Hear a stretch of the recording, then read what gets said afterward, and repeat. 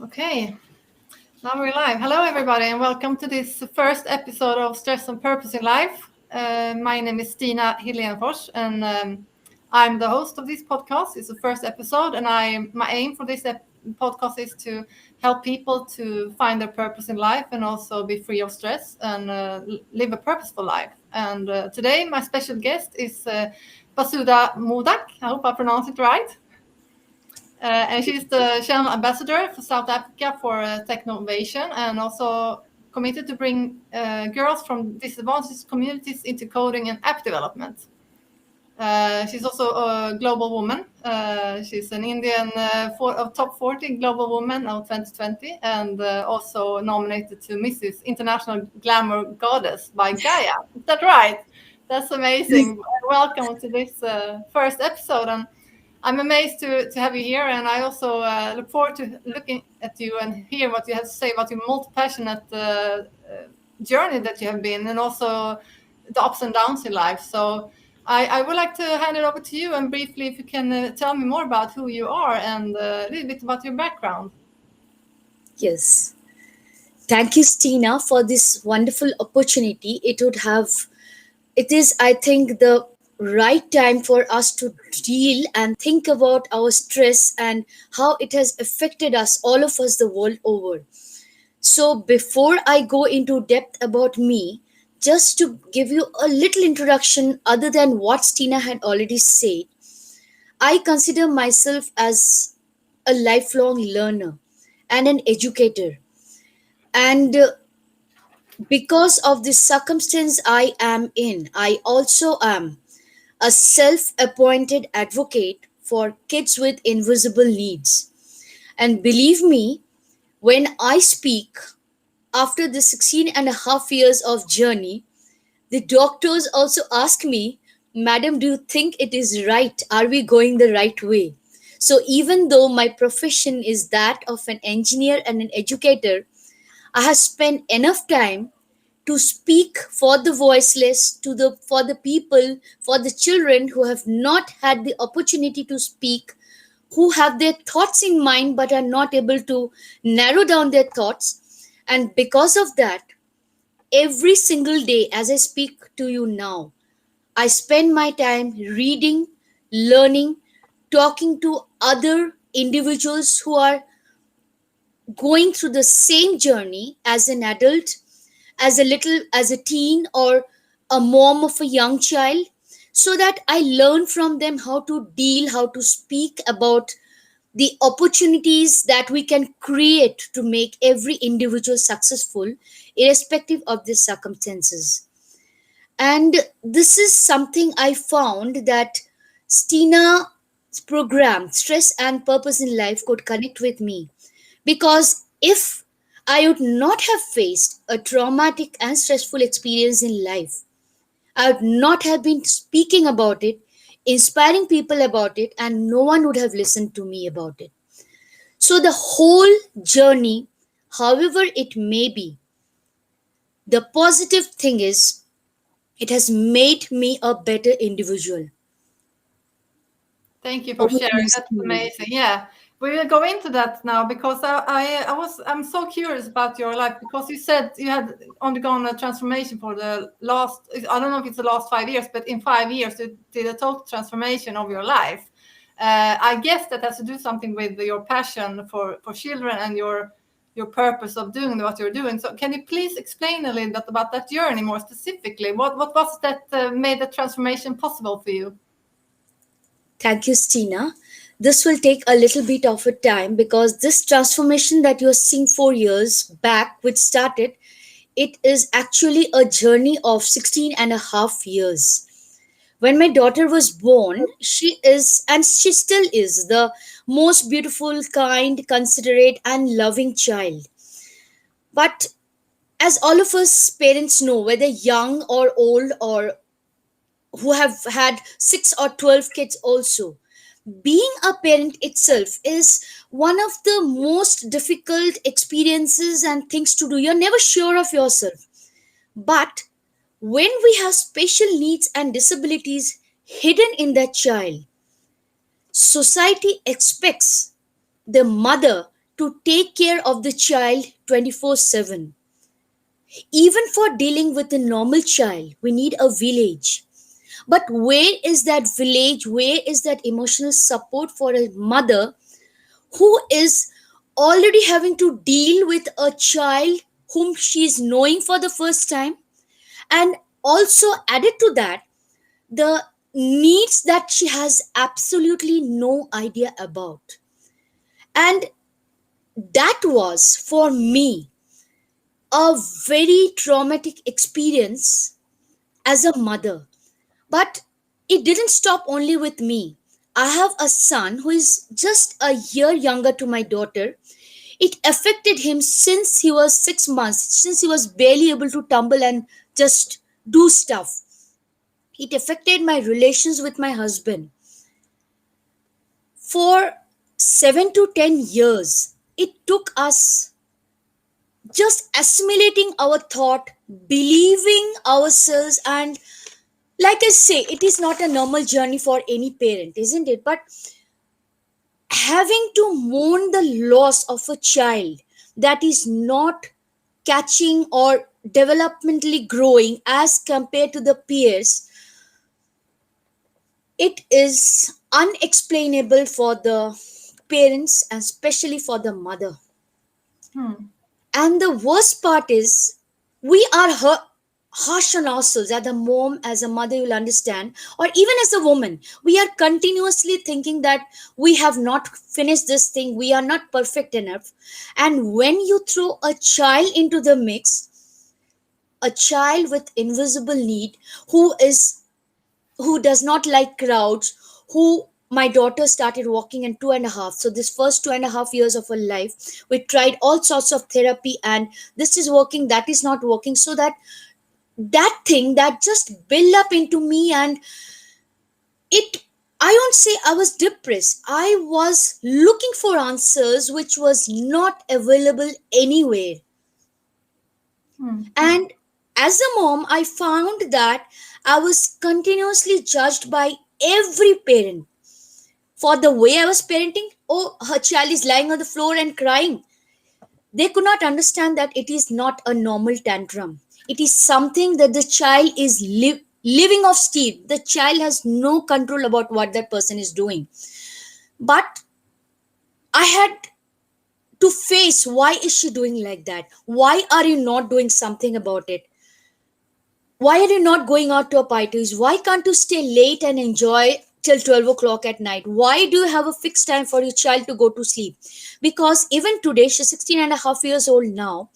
If I have a change of timing for even 10 minutes, there is a whole lot of explanations that I have to do. But in 16.5 years, I have reached that position that when I tell her, when I explain to her, she is now capable of understanding. But as a toddler, as a young child, she had no way of expressing herself. She did not speak properly. She had a selection of 50 to 100 words, which was limited. She could understand everything. Clinically, she is perfectly balanced and, like I said, a beautiful child. There is still no reason why she is the way she is. But this journey of 16.5 years, let me tell you, that has grown us as a parents, as a family with my son added in. Hmm. So I see it always as a very positive experience, because today, when even if I am not there, my son, he is a developmentally advanced kid actually. He speaks up for those who have difficulty expressing themselves. He understands looking at a child even on the street, even if that child has some sort of defect, and whether that, he just goes and tells mama, you should deal with the child that way. And the mom actually gets surprised when a 15-year-old child is saying that I should do this with them. But this traumatic experience, the stress that we are talking about, that we had to learn to live with 24 hours. It's not only I am suffering the most because I am her primary caregiver, my son and my husband is also into the mix. Hmm. And because of this, we were forced to spend a lot of time together. Initial days, the first initial 7 and 10 years of our life, and every single chance that she did something, it became our magical time. It was a success for us as a family. And that was the incredible thing, that all of us could grow. And even for my son, initially 1 year, 2 year, till he was around 5 years, he saw that we were giving more priority to my daughter with her therapies, with her activities, with her practice. And we used to tell my son, yeah, we will come back to you, just wait.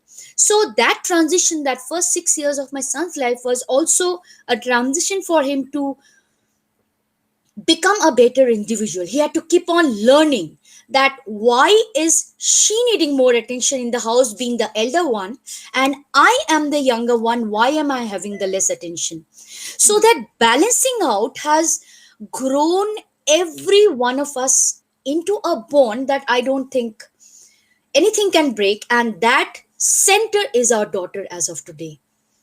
That's great to hear. What an amazing life you have lived. And I mean, what a courage also that you have shared with us this. Thank you for sharing. And I can imagine that, I mean, you grow as a person, but the difficulties in your family, the balance between the children. I mean, it's amazing that you shared it with us. What is your own experience from your own life? What have you learned, and what have you taken with you from this in your own life today? I mean, I guess that your daughter is more not independent, but she's older, so she has other needs, perhaps. So what have you learned? I mean, what can you bring with you for the rest of the days, I mean, for the future, and that you want to share with others? You know, the best part I have learned to deal with is being honest around your children, being honest to yourself, and being honest to the people you're interacting with. It's very essential that you surround yourself with people with whom you can talk on a very deep level, who understands you when you say that today I have not been able to sleep for more than 2 hours. Today, when you say just 10 minutes before leaving for a meeting or a cup of coffee, I can't come today, I have a problem at home. Having those sort of individuals in your life, I'm really thankful to the people who might be listening in. I'm thankful to every single one of them. And believe me, majorly all of them are women. They are the reason why today I am sanely able to talk to you without breaking down or crying as to why it happened to me. And one more thing I have found, that we generally as parents try to hide ourselves from the kids, thinking that they will not understand. But a child, even young as a 1 year old, does.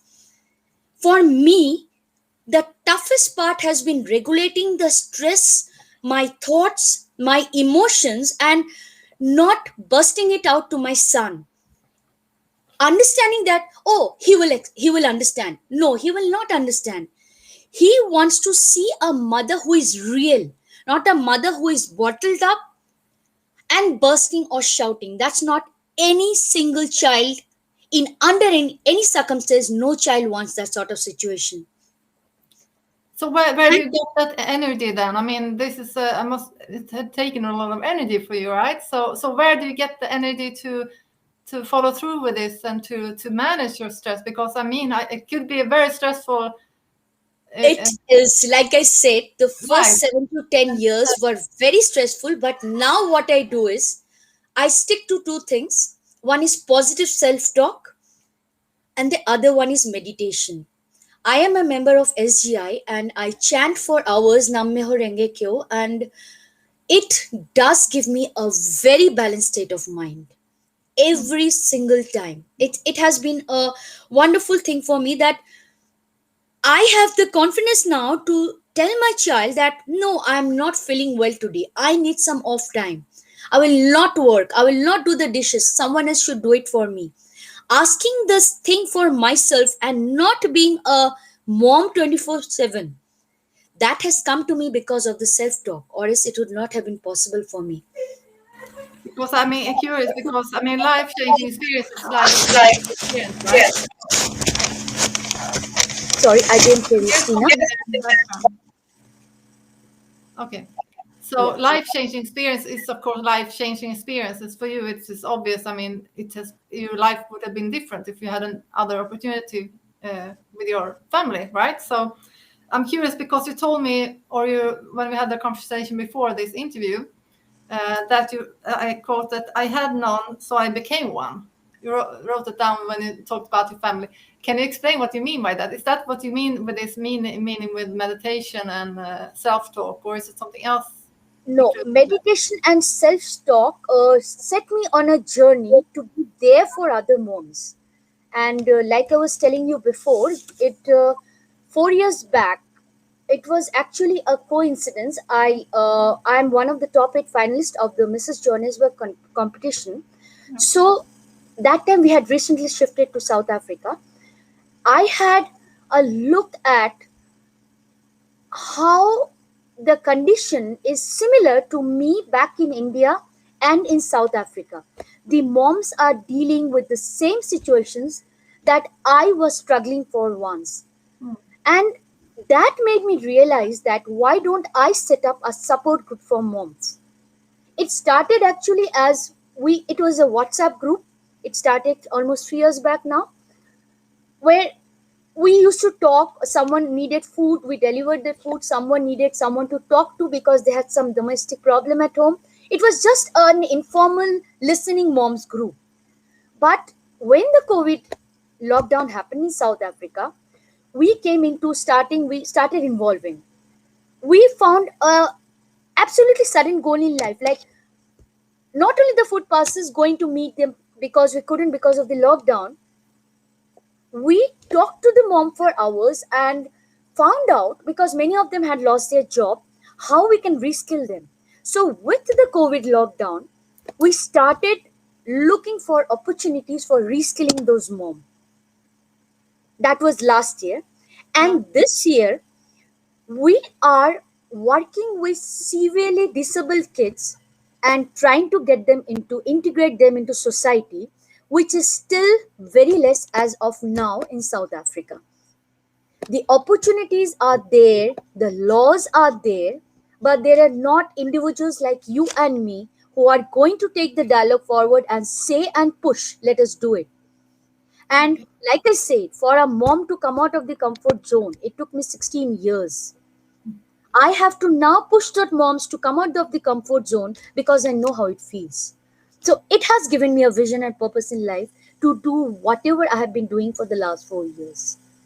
I mean, that's great. I mean, you have the experience and you teach others from your own experience, and then this network that you have created, an organization around it. I think it's amazing. I love people that are passionate and really use their purpose, or they find their purpose, like you have, obviously, from your background. So I love everything you say, and I'm amazed by it. So thank you for sharing.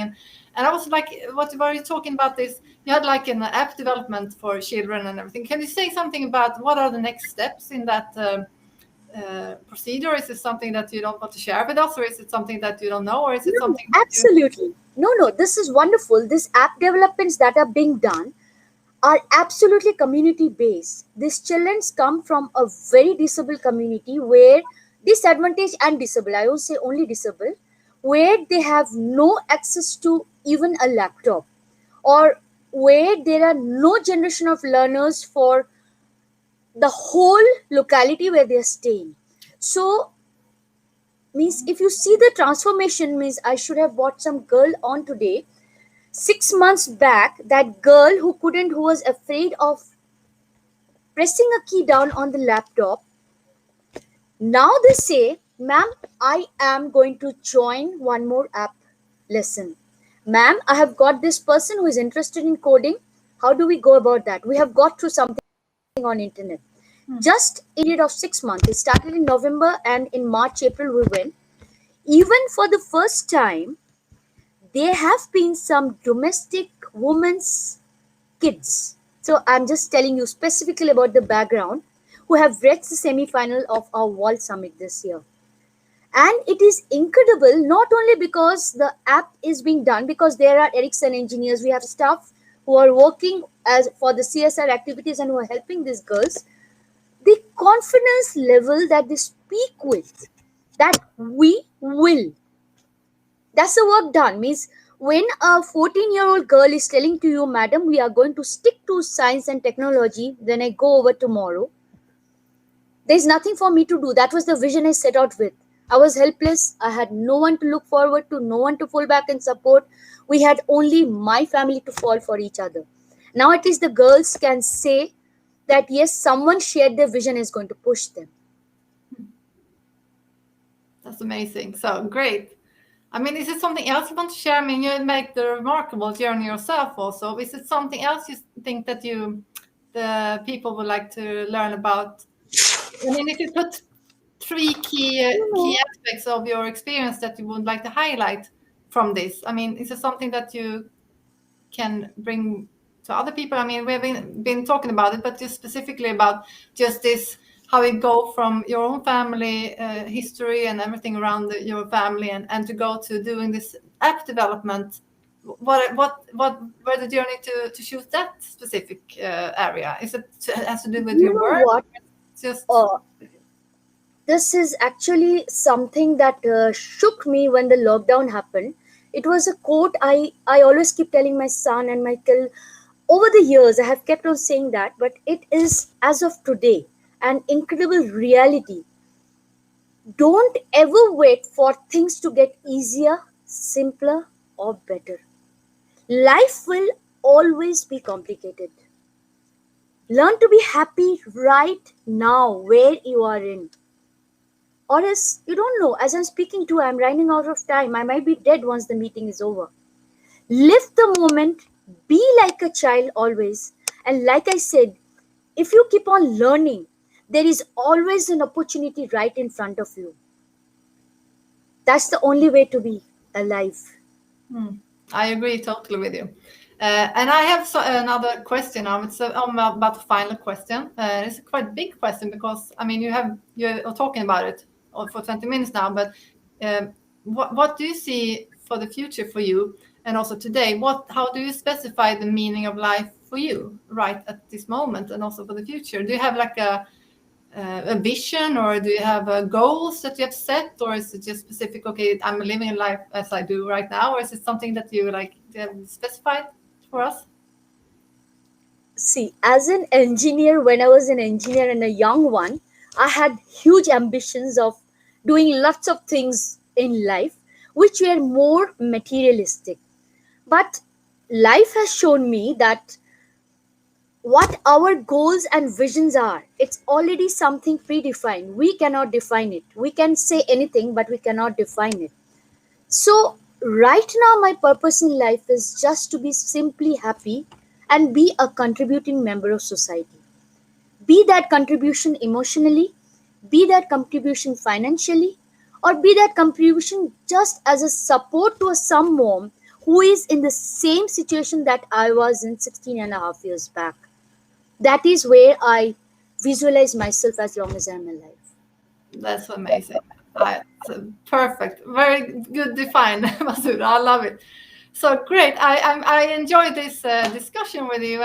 And do you wish to add something, or to finalize this discussion that we have had, or is it something that you that you didn't get through the interview that you want to like to add to it? It Something. was means I would like to tell everyone that do not run for the materialistic thing when you are very young. It looks that having a good car, bigger house, some toys, some costly furnitures in the house is going to make you happy. Happiness lies within individuals, within you. Your happiness should not depend on even your children, what they are up to, even your spouse, what they're up to, anything, even the dog or the puppy I love to death. My happiness is not dependent. When I get up in the morning, I would tell everyone, open your house and say, I am alive. It's a wonderful day. Be happy from there. Every time some negative thought comes into your mind, and it will. We are humans. We have to deal with our situations every second.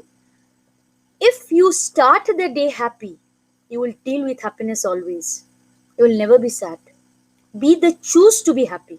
Don't choose to be sad. Yeah, that's a finalized word. I love it so much. I think I agree totally because thoughts became feelings, and you have to have the right thoughts and have positive thoughts because it's only your life you live once, and you have to. I mean, you can choose to be happy or sad. So then you choose to be happy, of course. So I agree totally with you. Thank you so much. I don't know. Do you have something else, or should we just finalize this? And if Just we do, 30 second, you know why I said this? It's again from my experience. If I tell my son to meditate, he will not sit. But like I said, if I tell him when you get up in the morning, think your thoughts and be happy, that is a form of meditation. yes, But as a teen, he doesn't comprehend that he's meditating. So if you are meditating, I also do hypnotherapy. I don't do myself. A friend does on me, and every time I do a hypnotherapy session, I feel, I don't know how it. I have never been able to define it for 2 years now. I feel very extremely energetic and refreshed. Even if I had a 23 hours work day, after that 1 hour session for 15 minutes for sleeping and 15 minutes coming out and that half an hour sleep in the middle, I am ready to go 24 hours again. So, even though it is an alternative form of therapy, for our viewers watching it, if it suits you, it will change your life. If you do not, if you feel you do not have the patience to gather your thoughts, let someone else guide it for you. You can try hypnotherapy, you can try yoga. There are lots of alternate things available to heal your body from the cells. And yes, as a technical, as an engineer, as a scientist, and a believer, I'm still telling these things because there are so many things in metaphysics that we can't define as yet. So why not try if it makes you happy and healthy? That's the only thing I'd like to say. End. that's so true. Thank you so much, and I love speaking to you and catch up with you soon. And thank you for Absolutely. this time, and have a lovely evening. Right, we are in the same Yeah. zone. Also, so I hope to see you again. And for you, those who have been listening, I will have a new podcast tomorrow. It will be in Swedish, but I will subtitle it next to it a few days afterwards. And it will be with Eva Jansson and about her life, also about the traumatic experience that she has had in her life. And so stay tuned to that episode. And thank you again, Basudha. And for everyone, bye bye for now. See you Bye. next time. Bye. Good night.